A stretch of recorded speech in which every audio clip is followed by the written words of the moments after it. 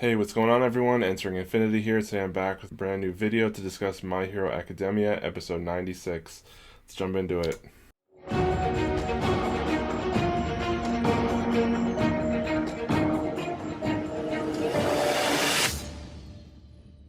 So this episode pretty much picks up where we left off, where we have, Class 1A is pretty much on the back foot, except for Lita, who's kind of starting to turn things around. He was trapped under the ice from Mudman, and then he breaks out, and he's like, I've been using my Recipro Turbo this whole time. So he breaks out of the ice and starts showing his new abilities with his new engines, and he's like flying around at like light speed. It was like pretty crazy. Animation was absolutely gorgeous. Loved that scene. So cool. And he's like flying around, and, the lines at which he was moving looked like he was hitting Mudman, but then it turns out he wasn't actually hitting him. And before you know it, Mudman used his ability to like go under the ground or the ice, and he pretty much can just swim underneath the ground as if it's like the ocean made of mud. So he gets away before Lita can get him, and that was a huge mistake from Lita. As much as I absolutely loved his character development, I love the flashback we got in the last episode, seeing what he did to train and how he ripped out the engines from his legs and did all this stuff, and now he could like develop and do all these cool things. But then for him to let the villain in this case get away when he's able to move that fast was just pretty inexcusable. Every time like they let Lita kind of grow and develop and like get a moment to shine, something always happens. And I found that to be pretty disappointing that he let him get away, because that ultimately leads to how this episode ends, which is a whole nother story that we'll get to. But that's how this episode starts off. So then Mudman gets away, and then Lita decides to go and support his teammates, so we see him kind of take off. And then it cuts to the other fight with Class 1A, where the kid with the tail, I think his name was Ojiro, was fighting the kid with the gyrate ability, and he was pretty much losing and really on the back foot and about to get a devastating blow. So all of a sudden Lita comes out of nowhere flying at like super speeds and grabs the gyrate kid from Class 1B and takes off, and he's like, I'll take him to jail, go support Todoroki and the others. So he's like, all right. So then we see that Lita was successful in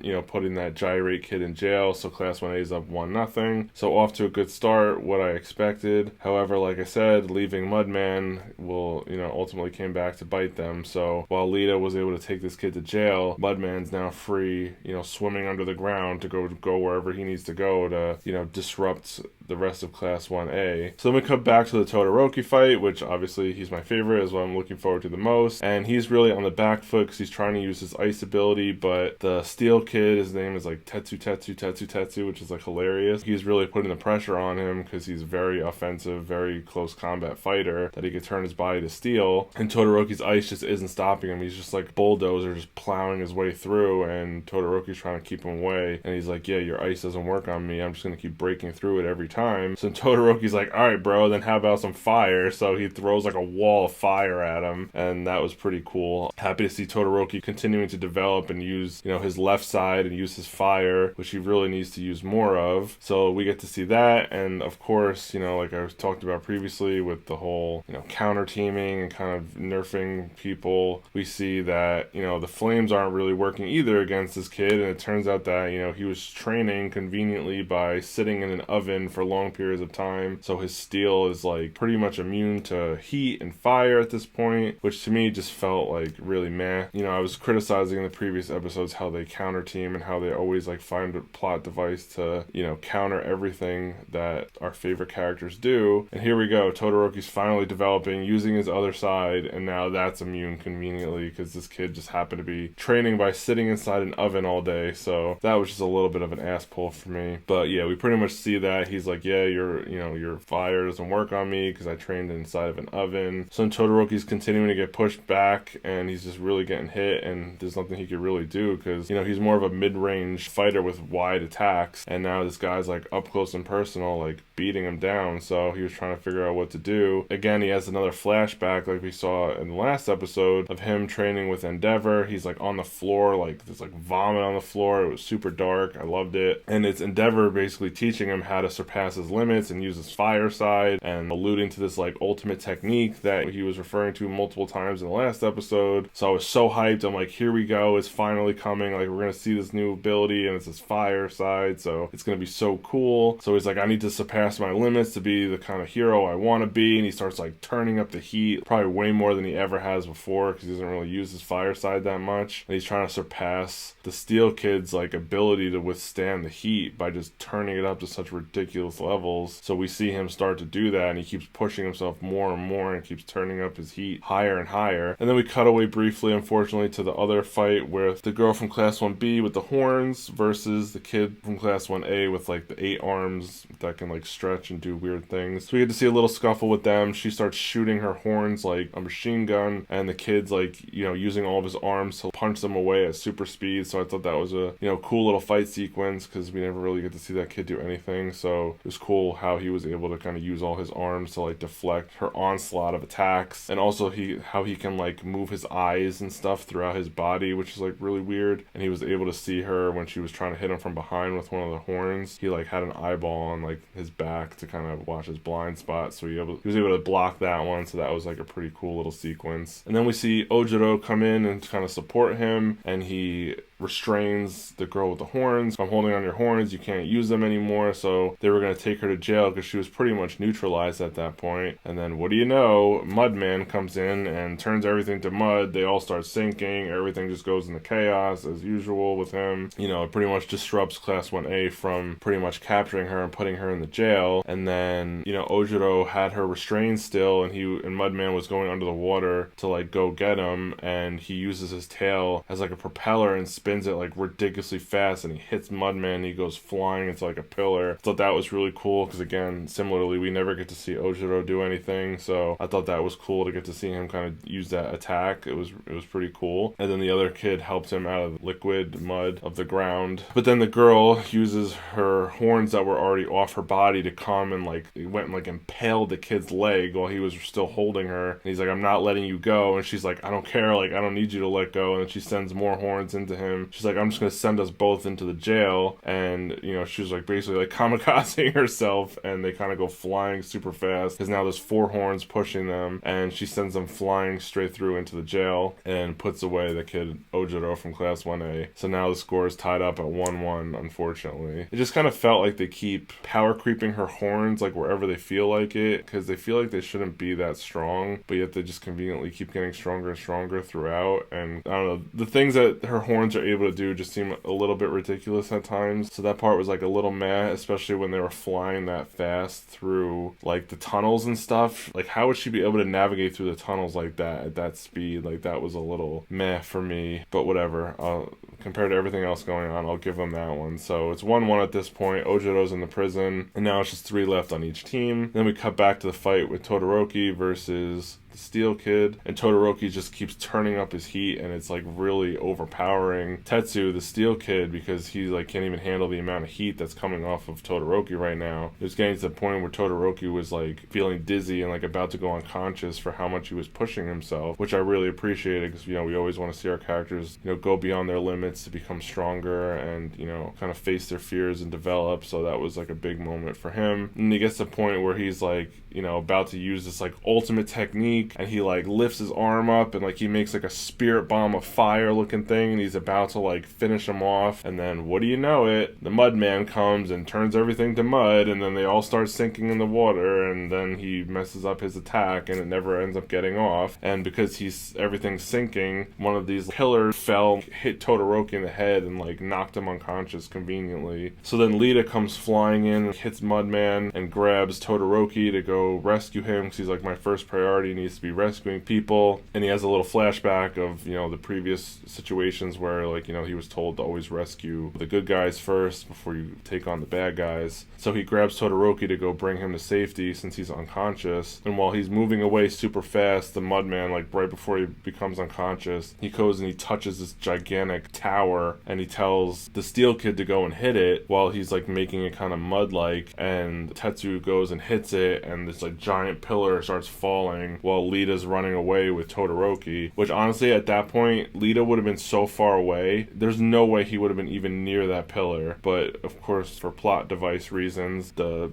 tower ends up falling, and landing on Lita, but Lita was able to save Todoroki at the last second by, I guess, like throwing him. So Lita's like trapped underneath this fallen tower that's now kind of hardened up again. Todoroki's unconscious. Tetsu's unconscious on the other team from all the heat. The Mudman's unconscious from Lita's attack. So like everyone's down and out pretty much. The other two people are in jail. So all that's left is the girl with the horn versus Shoji from Class 1A with the arms, and they're the only two left conscious. So the girl with the horns uses her horns to pick up Todoroki and the other two kids from her team that are unconscious. That conveniently her horns can carry, over 100 pounds of weight and fly super fast. And, Shoji's trying to run her down, and he's actually like catching up to her and about to get her. And she has a decision to make. She's like, do I save my friends? Do I put Todoroki in jail? Or like, what do I do? So she's kind of put into this dilemma because she's about to get caught. And she's like, I can't do everything because then, I'm stretching myself too thin. So my only option here is to pretty much just go so high that he can't get me and just stall out the timer. And that's what ends up happening. So she flies all the way up. He can't fly with his ability. So she just kind of chills up there, and everyone in the crowd's like, what the hell? She's like just running away. What is she doing? And then Deku's like, no, she's just stalling out the timer. And then we see the timer tick down to 0, and they end up calling that one a draw, and it was 1-1. So match 3 ends up being a draw. Can't say that I'm happy with it. The first time I watched it, I was so angry. I'm like, I need to try to watch this again and be objective because I was so mad at what they did. But looking back just specifically on that fight, I mean, the animation was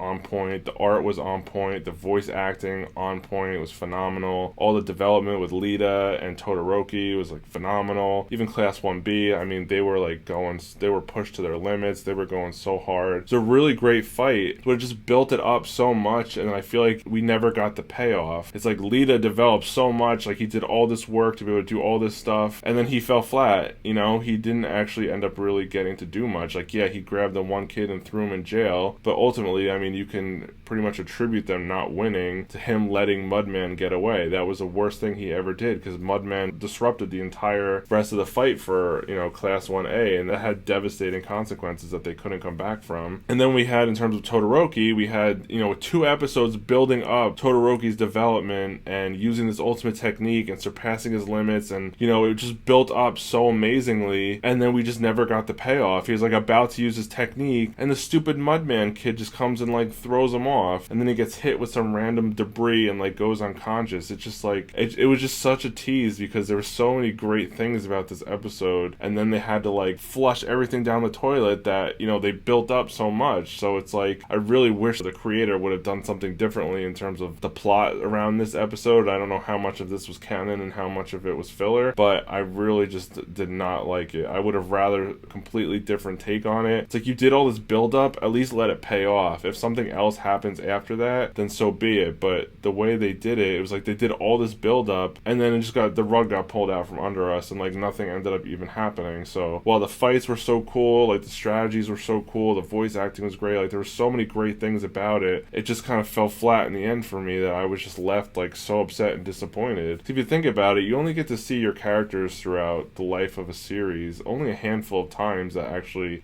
participate in like, cool battles, and to have them kind of do this to the characters that you love is very frustrating because, you don't get to see them that much, and, who knows how long they could even be around. Like, they could get killed one day, like a whole other type of situation like with other shows. But yeah, I mean, I just felt like, there was so much build up. I was so hyped for this, and I just felt as a fan just like so let down at the end of this episode. As awesome as it was, I just felt like it just really fell flat in the end on how they did that and how they made that end in a draw. I just really wasn't a fan of that aspect of it. But then we pretty much cut to the hospital, and Todoroki's kind of waking up from being unconscious in the infirmary, and Lita's there with him, and he's kind of messed up pretty bad from that like building falling on him, and Mudman's in there, and Tetsu's in there, so they're all kind of like talking and saying how they got stronger and stuff. And Lita had a nice little heart-to-heart moment with Todoroki, saying how he failed him and he's always like a little too slow and things like that, which honestly, like, I have to agree, he always ends up somehow coming up short in the big moments. As much as he's continuing to develop and he's becoming really cool, he just really has to like refine himself a little bit to like not make these mistakes. But Todoroki's like, no, like, it's my fault because I'm the one that's too slow, because I always lean on my right side as a crutch, and I always like